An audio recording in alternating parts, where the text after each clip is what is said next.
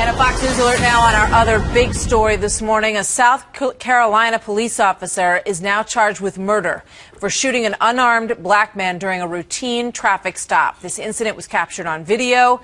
It is graphic.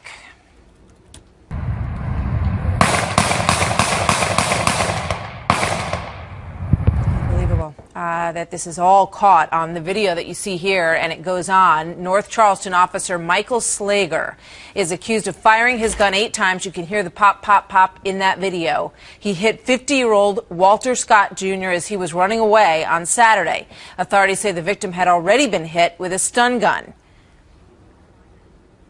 223, just got shots fired. Subject is down.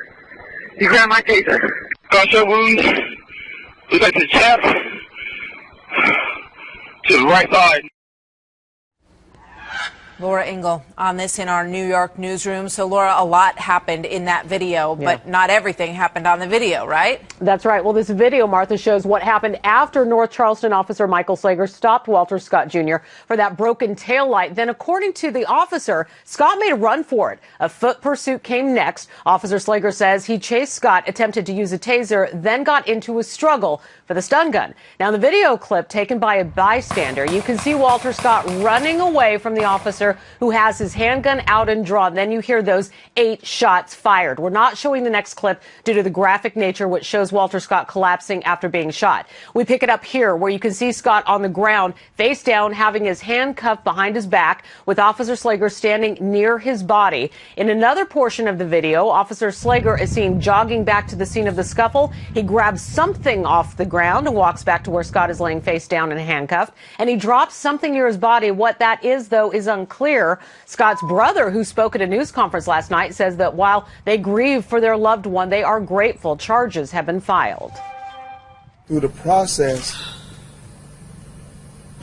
of justice has been served, and I don't think that all police officers are bad cops, but there are some bad ones out there. And according to published reports, Slager's former attorney, who dropped him as a client after the video came out, said Slager told him he felt threatened and that Scott had reached for his taser. Officer Slager now faces murder charges and was denied bond. Martha? Laura, so what information do we have on both of these men's backgrounds so far?